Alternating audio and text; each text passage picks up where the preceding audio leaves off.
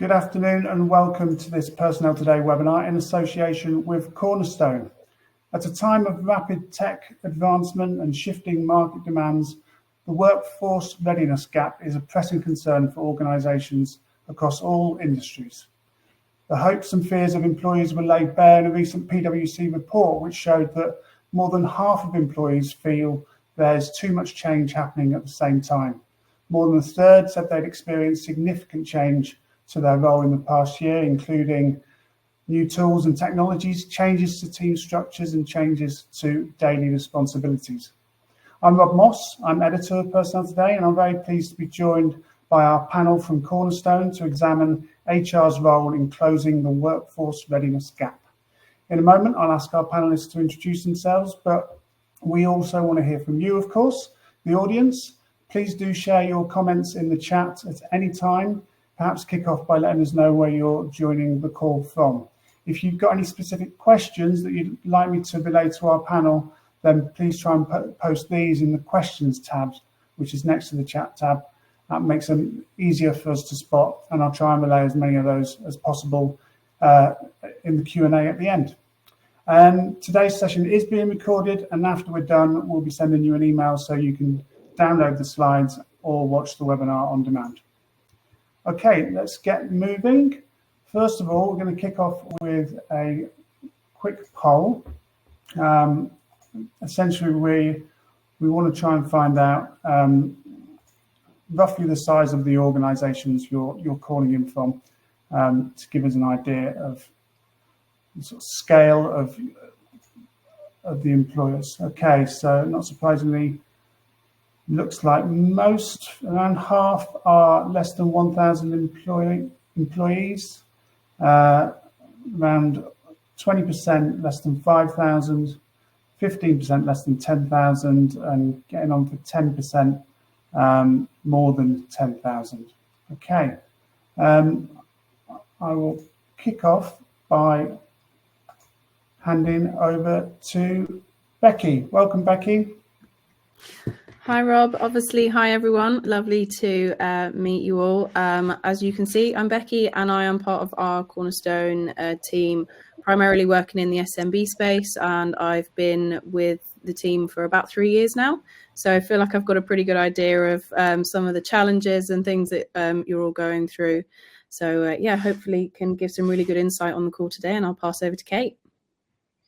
Hi everyone, I'm Kate Graham. I look after insights here at Cornerstone. I've been here for about a year, been in and around HR, talent, learning, technology for more years than I care to count.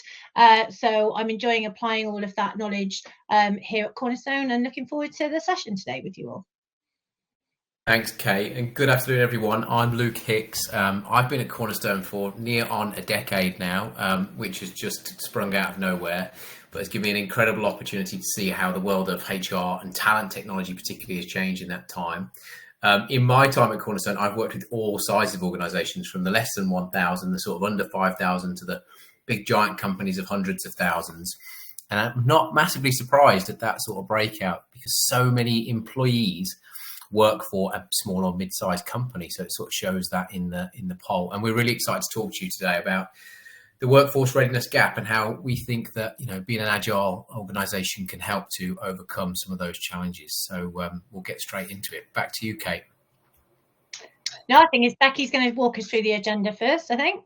Yeah, it's me taking the reins. Sorry, Becky. No, that's all good. So obviously what we're going to start with today is figuring out really what is that workforce readiness gap and why it's problematic, going over some of the challenges that you guys might be facing. Then obviously we've got to tell you how you can combat it, how we can take that forward. So we're looking at what workforce agility is and how HR can really support in that. We're then going to look into workforce agility and how we can use that to actually close that workforce readiness gap. Also, what does it mean for those different organisation sizes? So it's great seeing that we've got a really nice mix on there. We can hopefully target some pieces across all of those different demographics. And then we're going to round out with 6 first steps into workforce agility, hopefully giving you some really great takeaways to obviously go out back into day-to-day life and really take forward. I think from here, I might be passing over to Kate now. The baton is mine, yep. So it's become a bit of a cliche. We're just talking about the weather, obviously, in the chat. So I'm going to segue seamlessly into talking about this perfect storm. But it's become a bit of a cliche to talk about sort of change is the new constant, change is the new normal. But here we are. Cliche is a cliche for a reason, right? And certainly since the pandemic, the amount of change we've all had to contend with has been, you know, unprecedented, as they say. I was looking at something about the stock market this morning and a crash and all this hyperbole and thinking, oh gosh, I can't, you know, I don't want to deal with another once in a lifetime event. But, you know, this is what we seem to be having to roll with the punches continuously. And we're all still really dealing with those aftershocks of 2020. And sort of we've kind of defined some of the core challenges into these major buckets. So the generational demands in the workplace, really interesting. We've got clients, there are lots of organisations out there where there's as many as 5 different generations working side by side in a single organisation. They have different requirements, different expectations around, you know, how they work, how they learn, how they want to be engaged, how they want to be paid, how they want to be recognized, all of those things. And that's really challenging, right? And I'm sure many of you are dealing with some of that, maybe not as many as 5 generations. But certainly, you know, I sometimes talk to Becky and I feel like really old. And there's certainly people in the organisation older than me here. So, you know, that sort of spread of those behaviours, those requirements, very challenging for organisations. We've got a labour market that remains tight, but, you know, with demand outstripping supply for certain key skills, very much in demand, as others, you know, certain roles sort of start to become less relevant, less required. We also have a really challenging, you know, geopolitical landscape, sort of everything very intertwined. Unfortunately, you know, there's wars happening around the world, and, you know, that makes things challenging. It makes those investments, you know, people maybe want to be on the safe side of things, they don't want to take risks. That all impacts the ability of organizations to operate at the speed at which they might wish to. And then, you know, this explosion of kind of data technology, even before this little thing called generative AI popped up on the scene a couple of years ago, we were all kind of struggling with this pace of change and, you know, rapid new solutions coming out all the time. And then obviously Gen AI has come along and sort of pressed the fast forward button effectively on all of that. So it's little wonder really that PwC did some research and found that over 40% of CEOs are worried about the ability of their organizations to still be here, to survive in the next 10 years. So it's you know, a lot of big challenges that most of us, you know, unfortunately kind of can't control. And that all comes together, that perfect storm kind of comes together in what we at Cornerstone are terming this workforce readiness gap. So it becomes sort of painfully clear that wrestling with all of these things, regardless actually of the size of your organisation, and we'll tuck into that a little bit more later on, but it's a real challenge to keep up. And sort of 3 main parts of that, sort of 3 main problems are kind of associated with those macro umbrella trends that we were just talking about. So the required skills within an organisation are sort of changing faster than people can upskill, and that the organisation can kind of keep pace with. And there's a discrepancy there. So, you know, we're all very familiar with that term around the skills gap. There's also what we term an expectations gap. So, you know, back to sort of those different generations that I just discussed, for example, you know, how people work, how people learn, how people are recognised, how people are rewarded, all of those things, there are differing expectations there. And that isn't necessarily defined just by age, but there is a wealth of different ways in which all of these things can happen now.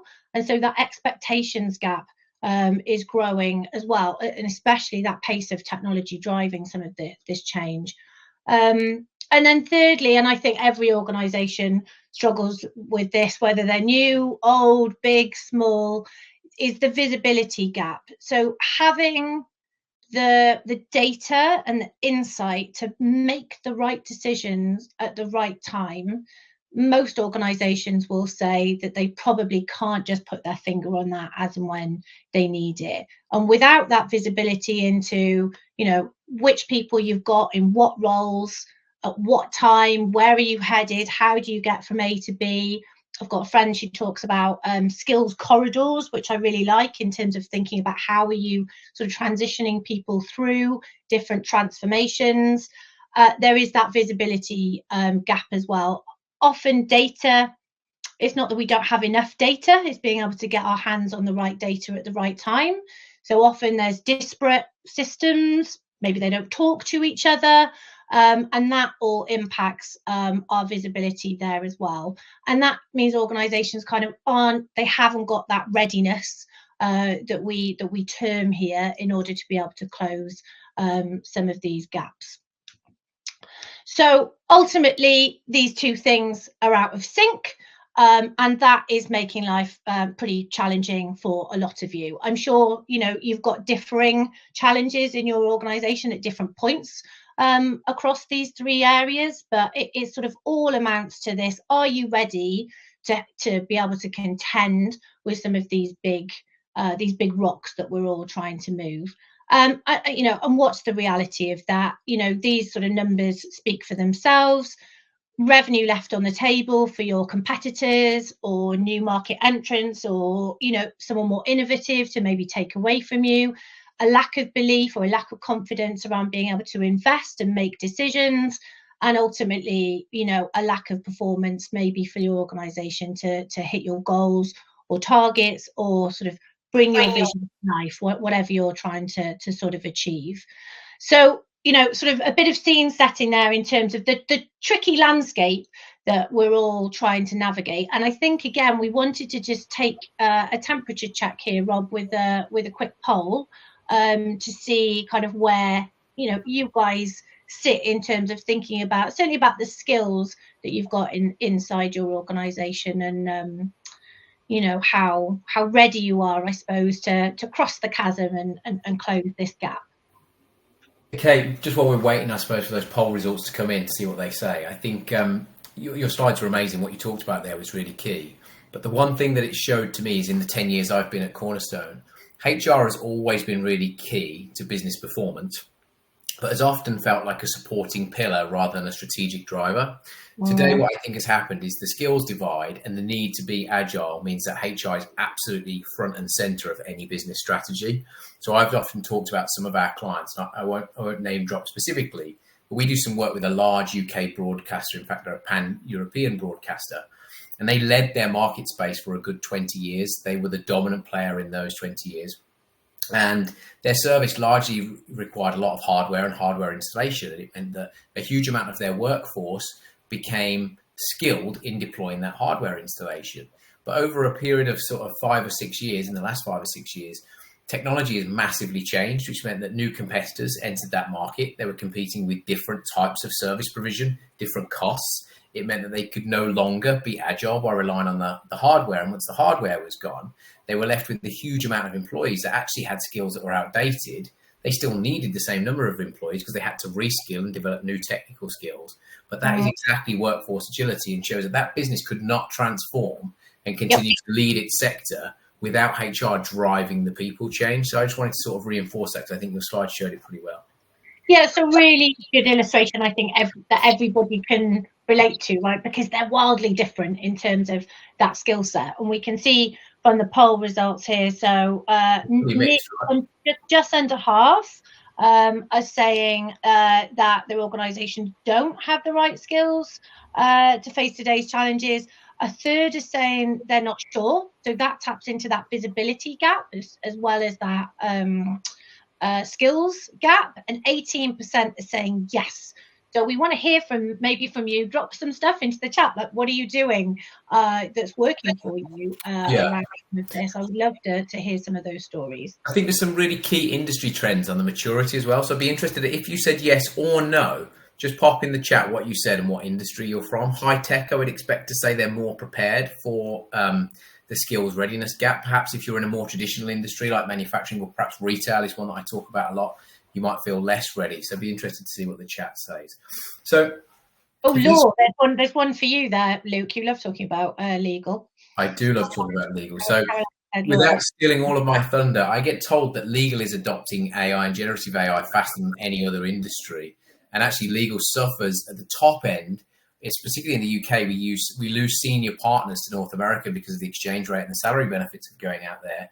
But actually some of the entry-level intern roles that we traditionally hire for are being replaced by AI, which means there's this real knowledge gap of bringing in the heritage and the DNA of the company and how we upskill that. So I'd be interested to see if the audience feel that's the case. But yeah, legal is something I'm particularly passionate about. So what is workforce agility? Well, having adequate skills, resources, and time to react to organizational changes efficiently in response to changes in all of these things: technology, market conditions, and the economy.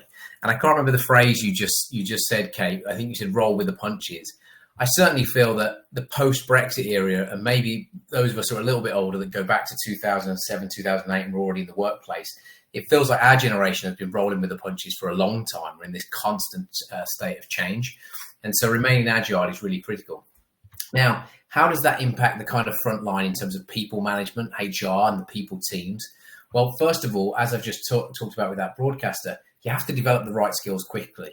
So you should be really aligned to the ELT about where the business is going, what are the strategic drivers, and measuring that against the people that you've got and the capabilities you've got within the organization.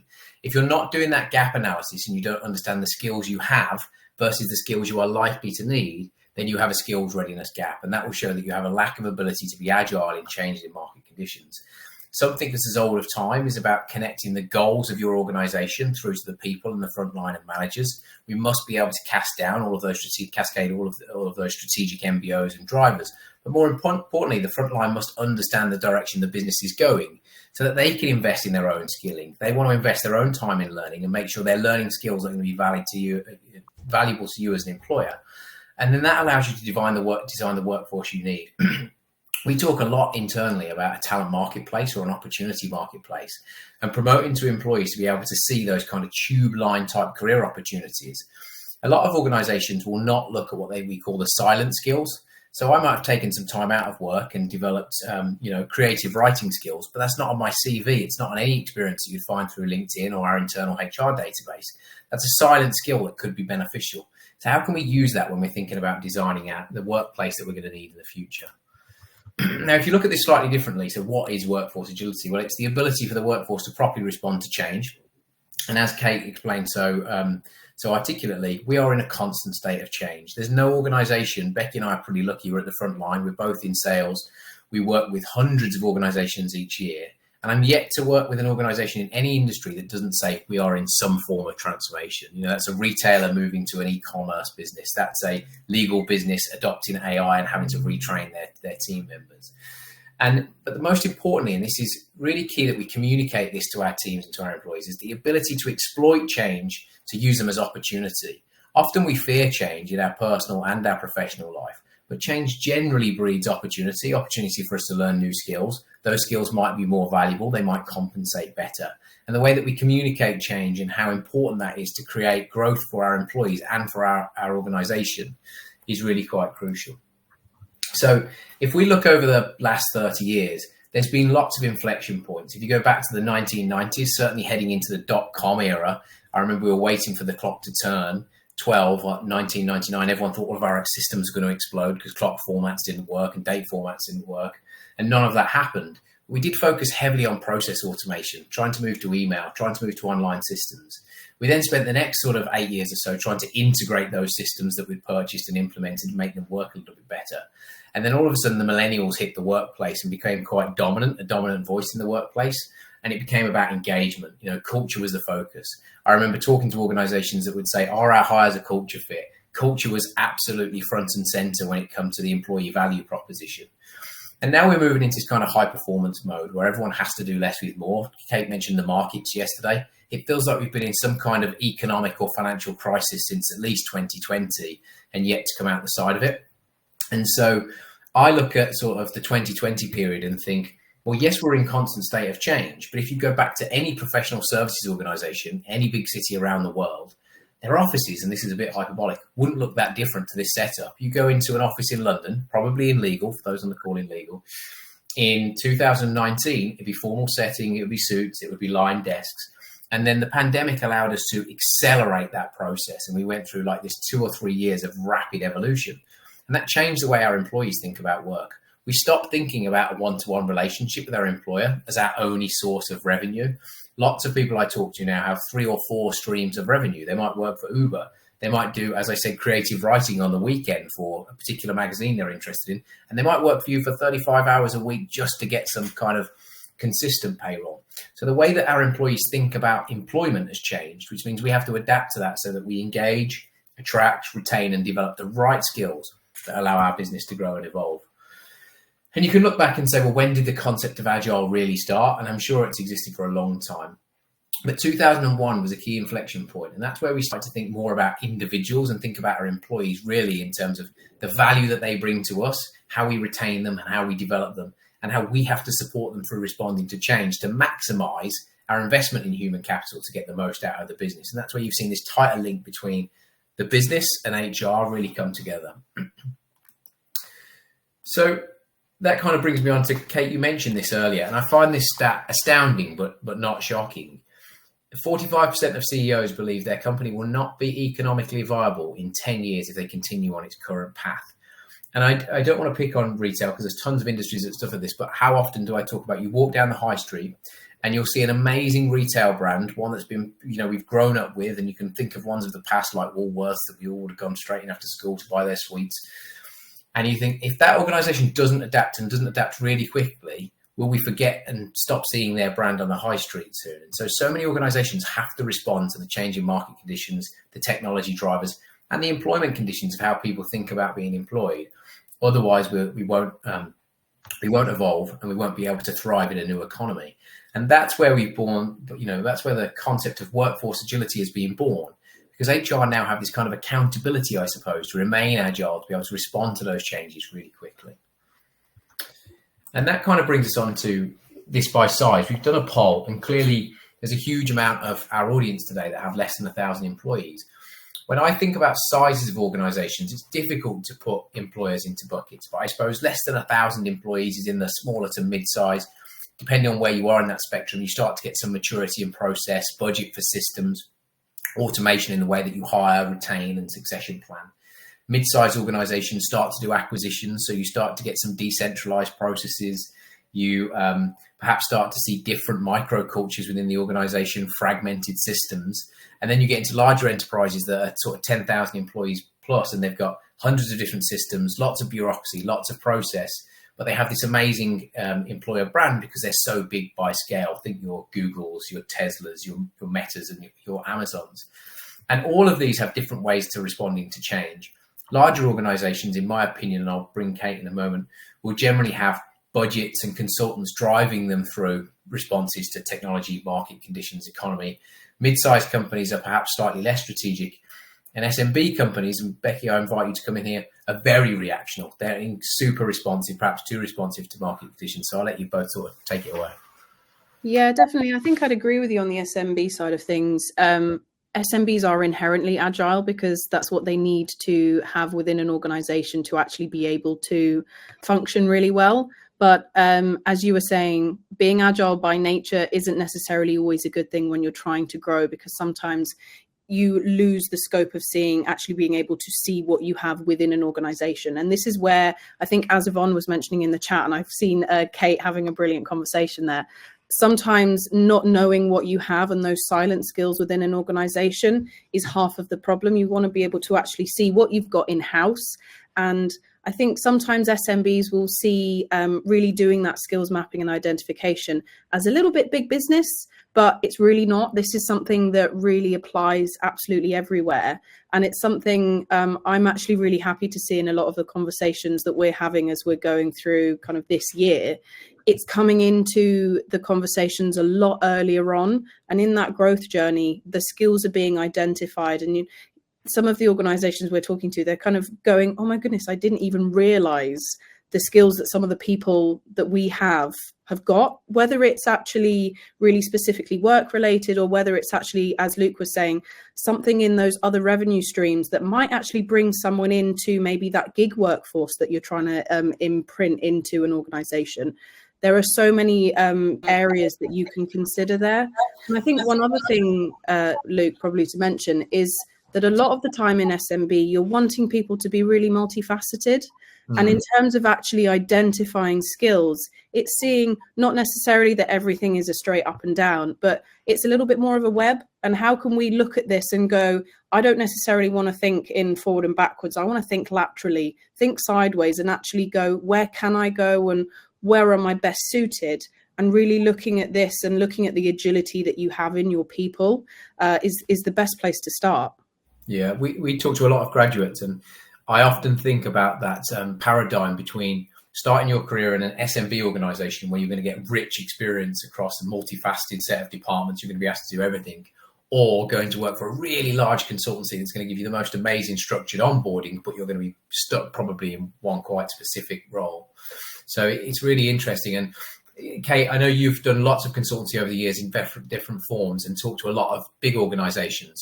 And when I talk to them about their kind of skills gap and their readiness, they think in three buckets. They're like, we know that this is a problem and we have to do three things. We either have to go and build the skills. So that's us physically redeveloping. It's taking those team members that did something that's now obsolete and reskilling them.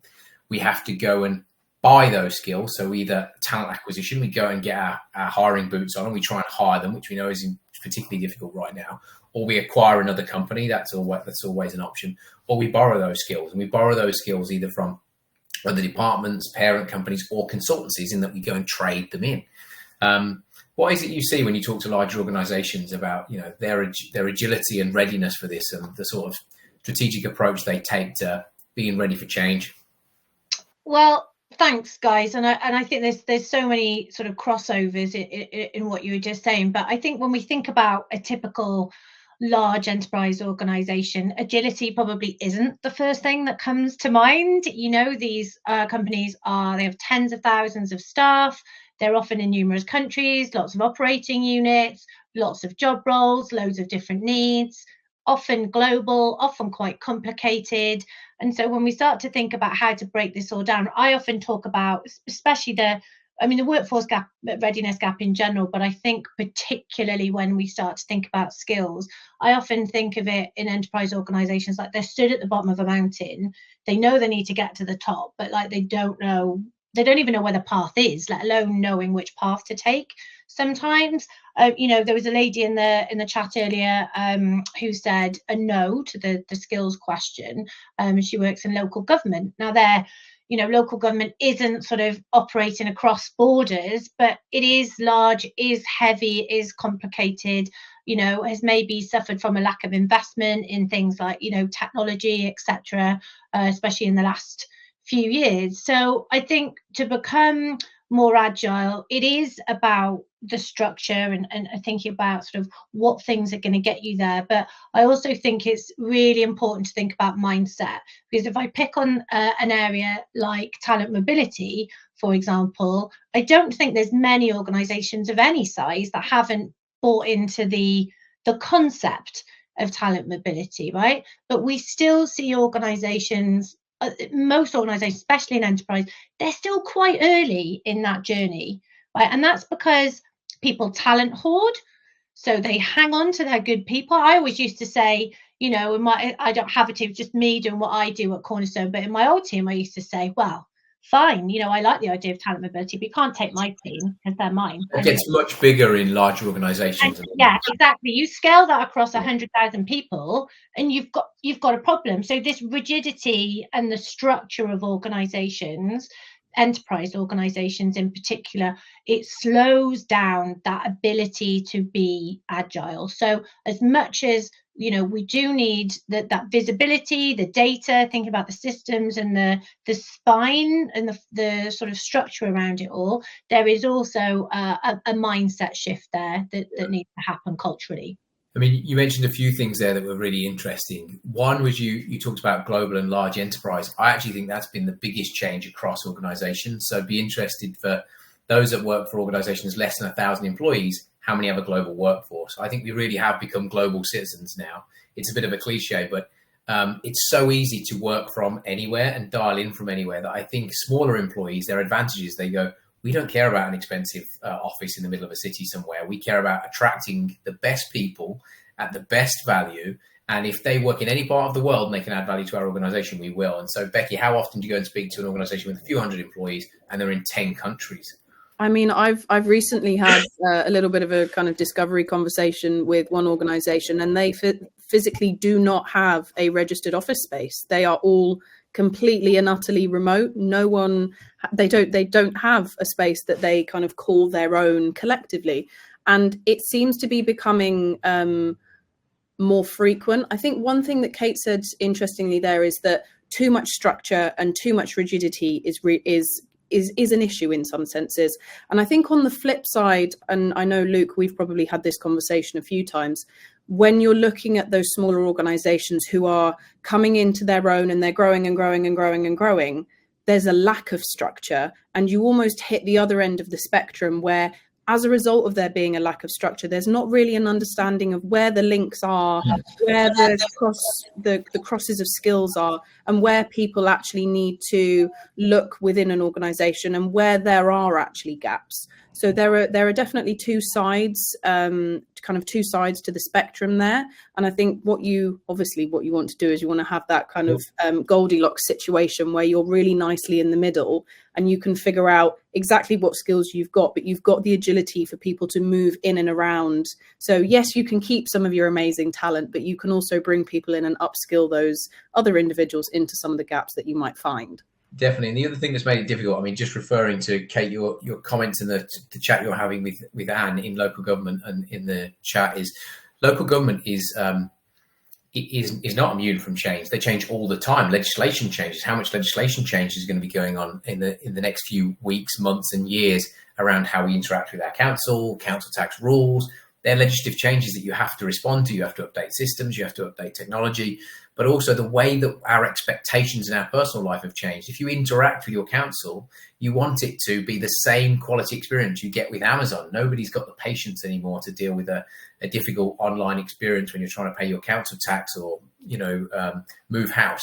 So they definitely have that change. But where local government and other large organizations struggle, I suppose, a little bit with their legacy debt, is that we built our models on strong competency structures. So I'm guessing in local government, there's lots of competency structures that drive pay bands, that motivate everybody to get those competencies and move into pay bands.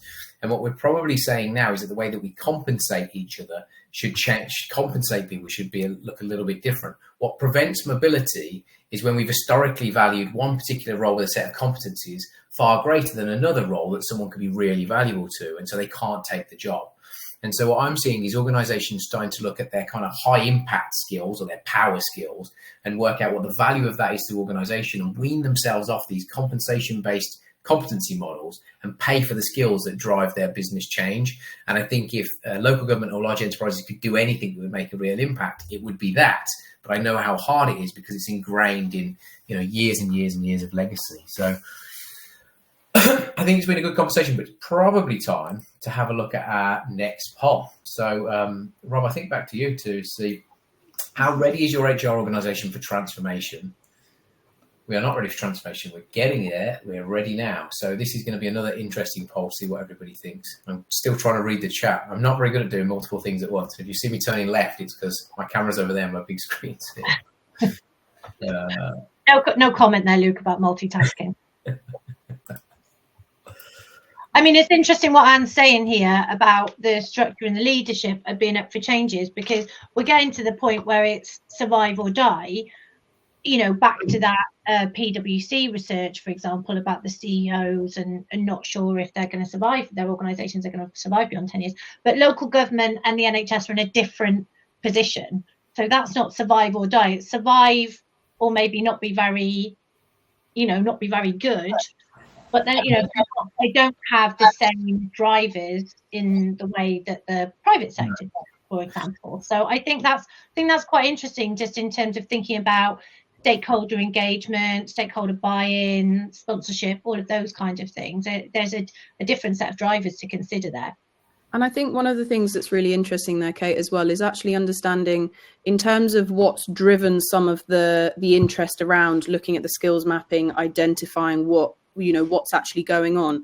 It would be really great to hear, just as a kind of a side note, whether that's actually come from people in the broader population of an organization. Has it come from people who are, as Luke was saying, kind of up at the front line, actually seeing and interacting with a lot of people, or is it actually coming from the ELT, like your execs, the leadership, and is it being trickle fed down? Because I think sometimes, dependent on where it comes from as well, and I see this particularly in SMB as well, dependent on where it comes from, it can actually dictate the journey that you go on quite a lot more. So it's quite interesting. It would be quite interesting to hear whether there's a difference there. Well, and I think on that point as well, Becky, to a degree, the audience on the call and the role of the people team and HR and talent is at the same time to drive talent mobility and agility within the workplace, but to protect the employees from change fatigue. I mean, how often do we talk to organizations and they go, change fatigue, we're creating burnout, we've got to stop this. And so we have this saying internally that one of our senior EMEA leadership team says, we're often changing a tire while driving. And I think that's an amazing analogy, is that every organization is almost in this constant state of change, but you've got to keep the wheels moving and stop people from getting burnout. The poll results are really interesting. So over half people are we getting there, which is good. We're on the journey, and we hear that a lot. That journey is often a long one. We are already on our, we're getting there. We're already on our transformation journey. So it's like about 80% of the audience. And then just under 1/5 are kind of not ready for transformation. A couple say they're ready, which is really good and encouraging. So that is a very interesting set of poll results. What we kind of wanted to do for the next half of this is to try and give you some key takeaways that you could really use. If you want to go back to the business, you've kind of got a pack. We're actually going to give you some resources. What I would say now is agility is a hygiene factor. I don't know if that phrase means much to anyone, but in the way that you have to run payroll every month, you have to be able to remain agile and have an ability to respond to change. Because if you don't, I think you said survive or die, Kate, which sounds a bit extreme. And so many organizations are in that state. We are a really short period from walking off the end of the cliff without realizing it's happening. Diversity and flexibility are definitely power. We see it in Cornerstone. Diverse teams perform better. They generally foster new, more innovation quicker. And learning is at the heart of everything we do. Having said I've been at Cornerstone for 10 years, I think our role that we play in helping organizations learn fast with the right skills and giving them the right resources to learn on the job in real time is more important than it's ever been in those last 10 years. I don't know if there's anything, Kate or Becky, you want to add to this before I move to my next slide.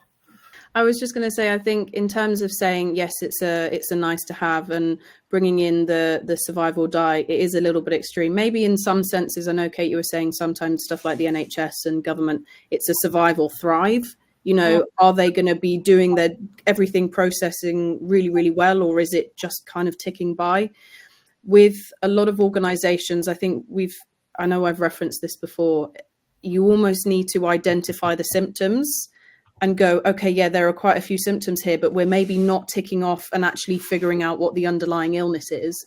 And sometimes it is that need to take a step back, have a much bigger view of everything, and have a bigger view of what's going on from a broader perspective before you can actually be able to pinpoint what you need to do to move forward. Yeah. Sounds like there's an Amazon Prime documentary in there, Survive or Die, where HR teams have to transform their people agility before the organisation. Like Squid Games for HR. You're so much faster at typing than me. I keep going to reply to some of the things in the chat and you beat me to it, which is really frustrating. It's years of practice coming to fruition. The only thing I'd add to some of that is, I know that, DE&I, for example, DIB, some of these things, some of the conversation around skills, like we're preaching to the choir here, right? Like you guys are all here, like you've all chosen to kindly, we're so grateful for you to give up an hour and spend that with us today. So how do we, but things like skills, things like diversity, they can feel like nice to haves against this backdrop of, all of this change. What are we going to do about Gen AI? What are we going to do about the stock market? Blah, blah, blah, etc. and I think one of the key things is that you're going to segue into now, Luke, is to always try and translate that back into what it means ultimately for the organization, because it isn't soft and fluffy. It isn't just a nice to have. There are reams of data out there around, diverse teams performing better, the focus on being a sort of a skills-based organization or a more agile organization. So these stats sort of speak for themselves, I guess, but it's sort of that stakeholder engagement that we were talking about, Anne was talking about before, is that some of this is what we need to kind of push up the ladder, because, like I say, it isn't just a nice to have anymore. No, go on, Beck, take it away. I was just saying one more point on this one as well is when we were talking about those different generations in the workforce, this again is when it applies differently to different people. I know for myself, the kind of as a Gen Z, I know some may not love the fact I've admitted that I'm Gen Z. Whether you're Gen Z, millennial, whichever bracket you fall into, some of this will actually apply differently to you. But even when you think of some of the trends in terms of hiring and the amount of time that people are spending in roles, obviously hearing from Luke, he's been within Cornerstone for almost up to a decade now. There are some people that are very much more in my generation that will be looking at moving and switching roles every 2 or 3 years. And within that, you're actually wanting to really push forward for maintaining that engagement. As we're saying there, having an agile and accountable organization will actually enable you to really foster that, but potentially do a little bit of the keeping in of the talent. And if you're enabling people to be agile within your organization, you're not necessarily then going to lose your talent elsewhere, lose the knowledge that they've got as well. And you can really either, allow people to move into those different roles, build the different skills that they might need for when and if they do move on. But it gives you a little bit more scope to actually have, the people that you want within your team for that longer duration. Absolutely. And I know we've got a whole mix of industries in here, so I want to try and use a broad brush when I use some of these stats. But, when you go and talk to the business about wanting support to become more agile as an HR function, use the top line first. In any economy, regardless of what you do, retaining your customers is more critical than ever, because it's just so hard to go and find new ones. And these stats where, you're nearly 4 times as likely to delight your customers by having an agile and accountable workforce is kind of crazy, because client retention, and at the top end, as you get bigger and you become more acquisitive, retaining your clients is the do or die about whether you're a successful business or not. And then the middle factor is what I call the human element. This is the ethical reason of why we're all in HR, is that life is hard enough. If you really feel like you belong to your workplace, you feel like you've got the support from work, you're engaged with that whole mission, your life is so much easier. I'm sure we've all worked in roles at times where we never had that. And our life is 2-3 times as hard as it would be unless you have this piece. So seeing stats like you're almost 30 times more likely to engage and retain the employees is kind of crazy, but it makes sense, because change is as good as a rest. My grandmother used to say that to me all the time. And in a constant state of change, yes, you can get burnout, but if we keep people infused by giving them new opportunity, and we're agile, which means that change creates opportunity, well, I'm constantly running that role of excitement about having the chance to learn new skills or take on new roles and more responsibility. And so the whole thing is this amazing evolving circle. So I think this is a really good set of stats that you can take away. And this kind of explains, what are the key dimensions of workforce agility and what does agility look like? And it spans the whole aspect of the business, no doubt, from the way you create your technology to the way that you market, to the way that you collaborate. But what's really, really intrinsic to any agile workforce is the role that learning plays. And this kind of speaks to what I was saying a moment ago.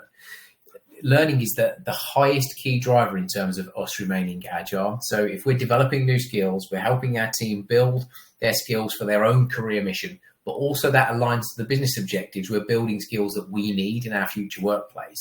Then we're really on the right track and on a good platform to keep moving forward. And this slide I really love, because it sort of speaks to what we were talking about 10 minutes ago or so. So what does the existing non-agile organization look like versus an agile organization? And the easiest way to describe this is that if you think about the way we've been set up in our people teams and our workforce model, we've often had job-based description is built on competency models, and the way that we measure everything is built on competency frameworks and competency models for roles. We'll succession plan on that. We'll pay on that. We'll build our talent grids based on these competency models. But for a long time, not just in the last few years in the Gen AI era, we've known that competency models can't keep up with the pace of change, but the gap there is getting bigger and bigger. And so almost most of the organizations that I talk to, and I know it's more difficult in public sector, I know it's more difficult in really heavily regulated industries, but they're getting close to almost throwing those competency models and frameworks in the bin because they're not valuable anymore. The business changes faster than they can maintain them. What that's allowed to happen is the role that HR tech has had is innovation around using Gen AI to create skills ontologies and skills taxonomies. Take Cornerstone, for example. We recently acquired an organization called SkyHive, which is an intelligent labor intelligence platform.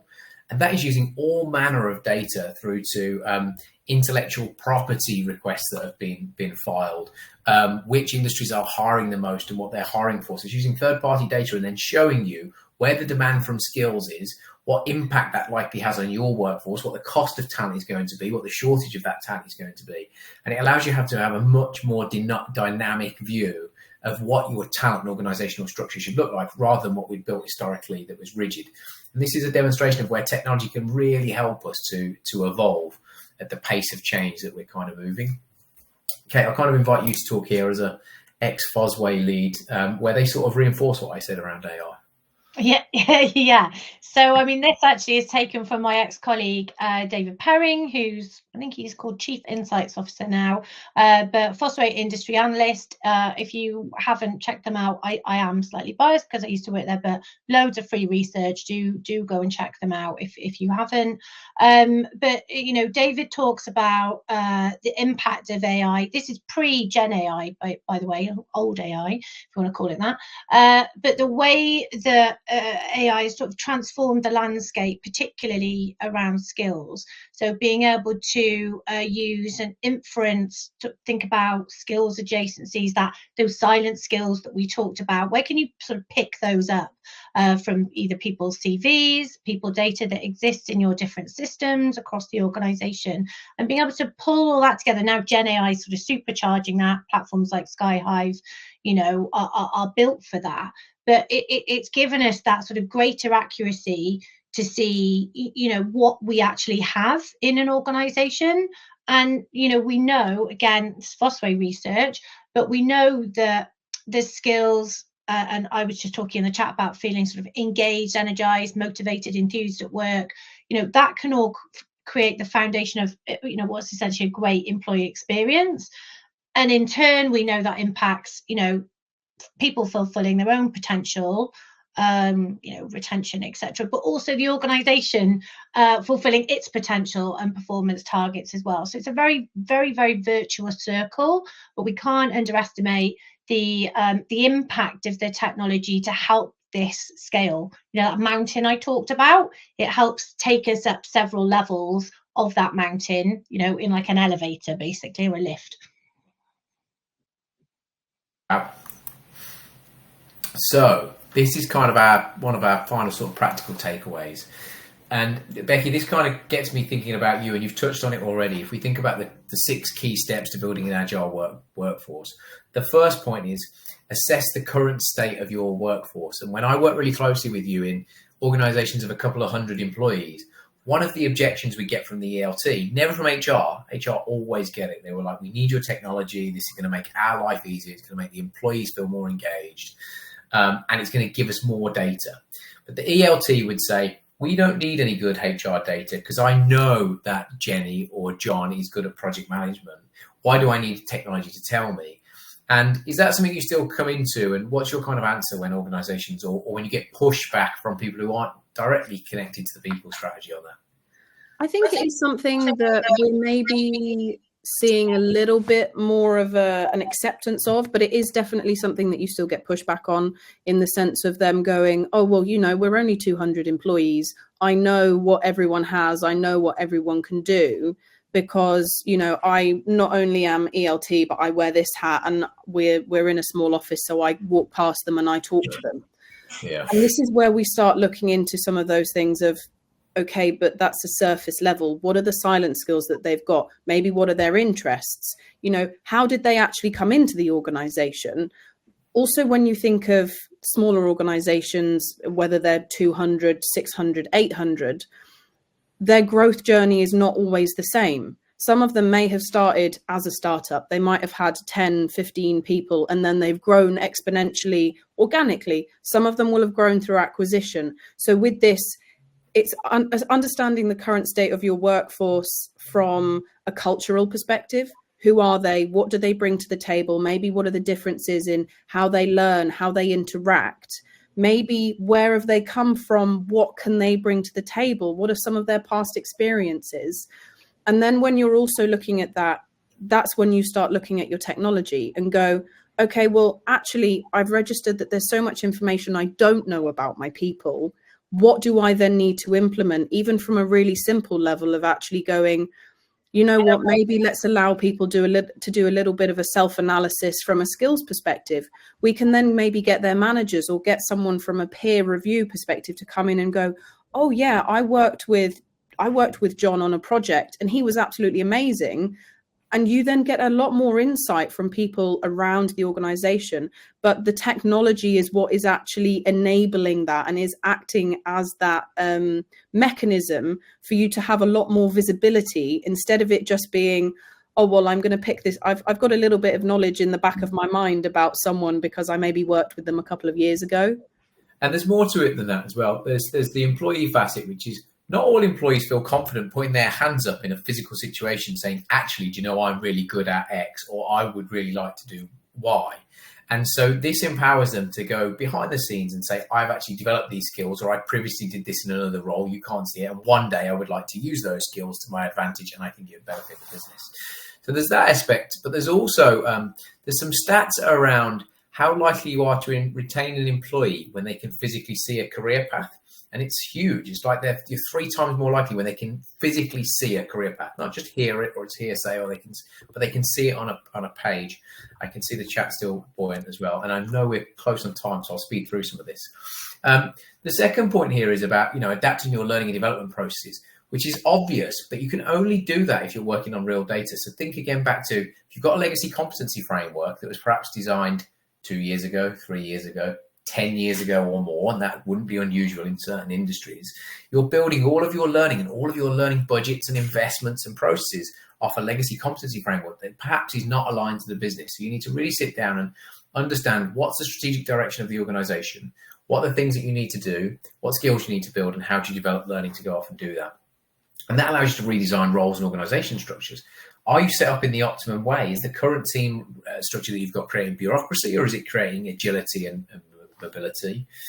You need to measure your successes against business outcomes, which seems really obvious, but again, often we measure against competency frameworks or competency models. Why not measure people against the things that they've done and the skills they've developed that drive business outcomes that leads to business performance? Organization leaders need to be on the journey. We talked a little bit earlier about kind of having this wall up around your best talent. And we said in big organizations, it happens a lot. You see first line managers who have amazing individual contributors that don't want to let them go. And that's a cultural shift. You have to empower your managers to say it's your responsibility to empower them to go off and do other things. And maybe you even compensate that. Perhaps there's MBOs or management bonuses that if your employees go off and do other things in the role, there's a benefit to drive that behavior. Compensation always drives behavior. And then incorporating agility into your decisions. So think about when you're recruiting or in a selection process, does this allow us to remain agile or is it slowing us down? So here's some sort of key takeaways. We were going to open up for a Q&A and we've got about 6 minutes, but I know, Becky, that we were keen to let people take this whole white paper away. So I'll sort of hand back to you. So in terms of obviously taking everything that we've spoken about and actually making sure that you've got something that you can physically, tangibly go away and have a look at, we do have a couple of things just to highlight here for you. So obviously we've done quite a lot of research into this before kind of bringing this to the table for you all. And we've obviously got our Lighthouse Research and Cornerstone presenting information around the workforce readiness gap. So this is that real visibility of data to show the accelerating pace of change and actually what needs to happen within your organizations, hopefully, for you to be able to move into a more agile perspective. But then what we've also got is our closing the workforce readiness gap for dummies. It is a lovely, I'm sure some of you will have seen all sorts of different ones, all of the different guides for dummies. I know I used to have a couple of them myself when I was a bit younger. But all of these obviously will be on our website as well if you don't manage to scan any of the codes here and download them right as we're talking. I don't know, Rob, is it worth passing it back to yourself now? Yeah, very happy. That was so interesting. Thank you very much for such an entertaining talk as well, because I really feel like you've taken us on a journey. I just had a quick question around the sort of democratization of skills in a way, and I found it very interesting what you were saying, Luke, about those silent skills. But I'm also interested in who decides where the skill journeys go next. I just wondered if any of you could comment on that in terms of identifying what those needs are, because sometimes you can have too much leadership pushing the workforce to go in a certain direction, and sometimes you can have too much, I guess, freedom for employees to go off in directions that aren't necessary. Yeah, the pendulum swings as well, right? So, I mean, I always remember talking to a lady from PMI, and she was saying, great, if somebody wants to go off and learn underwater basket weaving, was the way she described it. But, something that's somebody may find entertaining, but doesn't really help the organisation.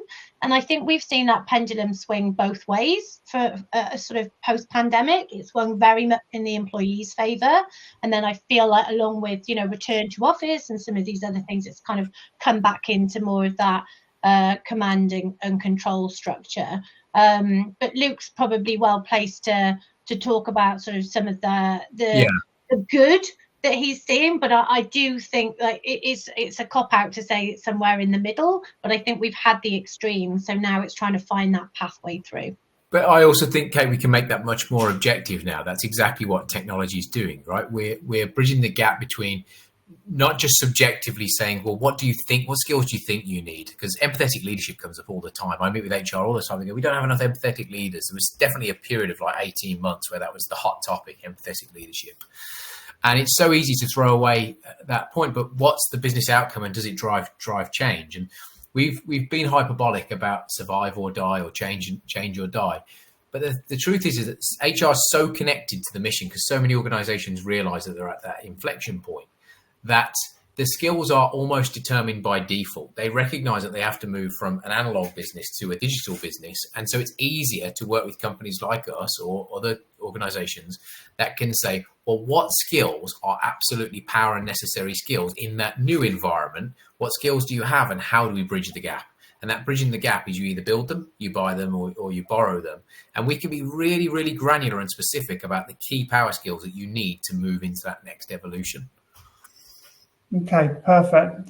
Very, very interesting. And I see people are talking in Welsh in the chat now. So I've seen there's lots of Welsh love, isn't there? Yeah. Thank you ever so much. We need to wrap up, but we've just got 1 minute before it's 3 o'clock. So that is all we have time for. My thanks to Becky, Luke and Kate for their insights on this important topic. And thank you, the audience, for what was a very active chat session. Once I close the webinar, you will see a short survey to share some feedback. Please do that. And that just leads me to say you've been watching a Personnel Today webinar in association with Cornerstone. Thanks for joining us, and goodbye.